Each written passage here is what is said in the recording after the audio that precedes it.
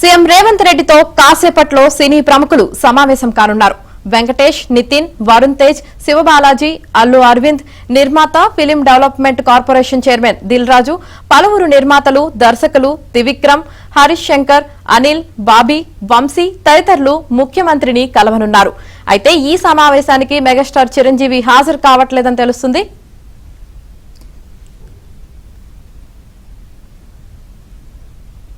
CM Revanth రెడ్డితో సినీ ప్రముఖుల భేటీకి సంబంధించి మరింత సమాచారాన్ని మా ఫిలిం కరెస్పాండెంట్ సుజన్ అడిగి తెలుసుకుందాం. సుజన్, ఎవరెవరు హాజరు కాబోతున్నారు సీఎం రేవంత్ రెడ్డితో సమావేశానికి? పూర్తి వివరాలు చెప్పండి.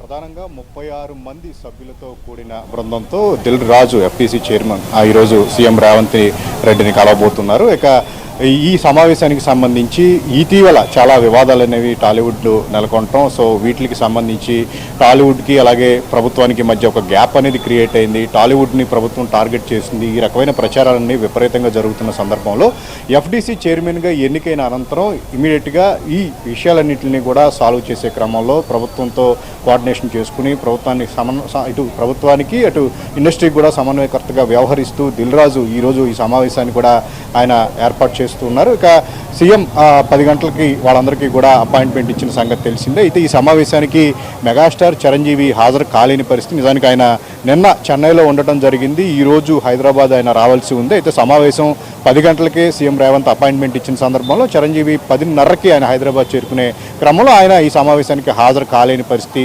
సో మేము అటెండ్ కాలేకపోతున్నానని చెప్పే విషయాన్ని కూడా వాళ్ళు ఇప్పటికే మెగాస్టార్ చిరంజీవి తెలియజేయడం జరిగింది. ఇక తొలి నుంచి కూడా చిత్ర పరిశ్రమకు సంబంధించి రేవంత్ సీఎం అయిన తర్వాత చిత్ర పరిశ్రమ అభివృద్ధికి తాను ఒక ప్రత్యేక విజన్తో ముందుకు వెళ్తానని చెప్పేసి ఆయన చెప్పడం జరిగింది. అయితే గద్దర్ అవార్డులను ఇమీడియట్గా నంది అవార్డులు ఆగిపోయిన నంది అవార్డుల స్థానంలో గద్దర్ అవార్డులను ఇద్దాము అని చెప్పేసి తమ ఆలోచనను చెప్పడం జరిగింది.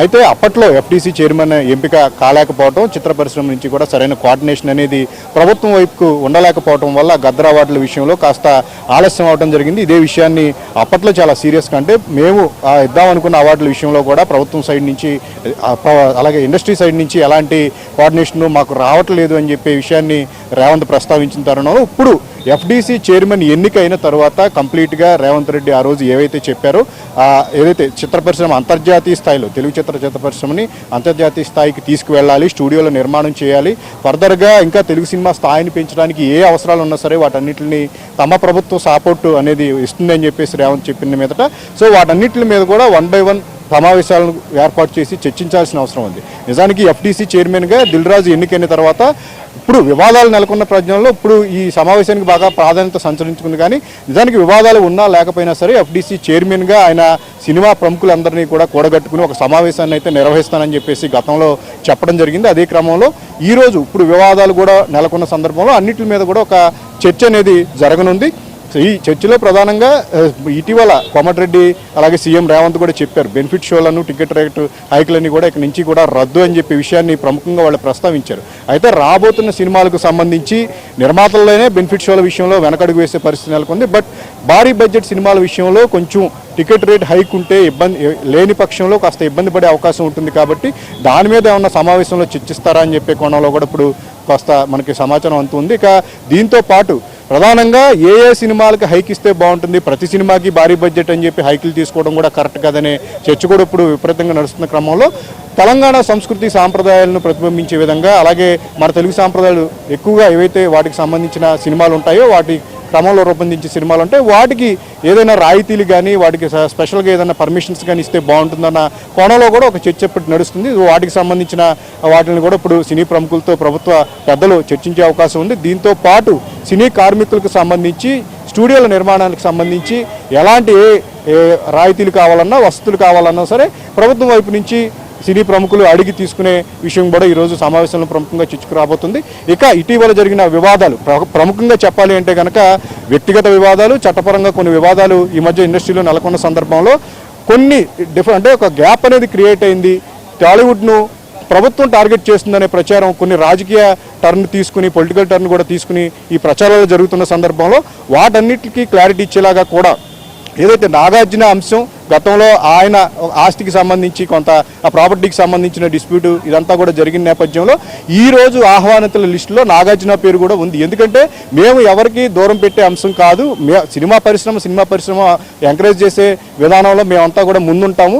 వ్యక్తిగతంగా ఏదన్నా చట్టపరంగా ఏమన్నా వివాదాలు ఉంటే వాటిని చట్టపరంగానే తేల్చుకోవాలి అనే అంశాన్ని ఈరోజు క్లారిటీ ఇచ్చేందుకు కూడా నాగార్జునను కూడా ఈరోజు మీటింగ్ పిలవడం కూడా జరిగిందని చెప్పేసి కూడా ఈ ఆహ్వానితుల లిస్టులో ఆయన పేరు ఉందని కూడా చేస్తుంది. బట్ నాగార్జున వస్తారా రారా అనే విషయం మీద కూడా క్లారిటీ లేదు. కానీ అన్నపూర్ణ స్టూడియో వైపు నుంచి సుప్రియ ఈ సమావేశానికి అయితే హాజరు కానున్నారు.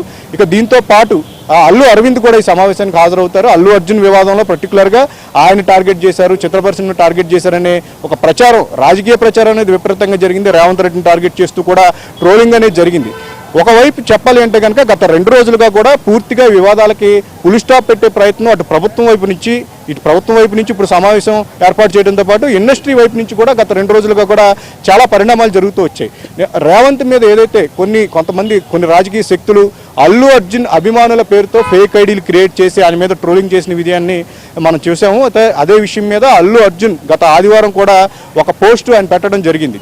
ఏదైతే తన అభిమానుల ముసుగులో ఫేక్ ఐడీలు క్రియేట్ చేస్తూ ఉన్నారు వాటన్నింటినీ తక్షణమే ఆపాలి, లేదంటే చట్టపరంగా చర్యలు తీసుకోవాల్సి ఉంటుందని చెప్పే విషయాన్ని అల్లు అర్జున్ తను ఎక్స్లో పోస్ట్ చేయడం జరిగింది. ఇక తన అభిమానులు కూడా నెగిటివ్ ప్రచారాలకు దూరంగా ఉండాల్సిందని చెప్పేసి ఆయన కోరడం జరిగింది.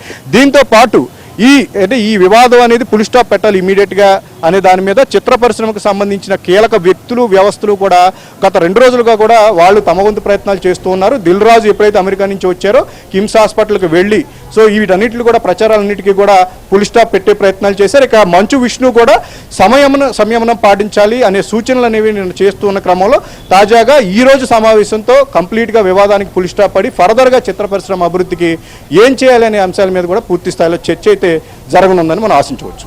Right, thanks.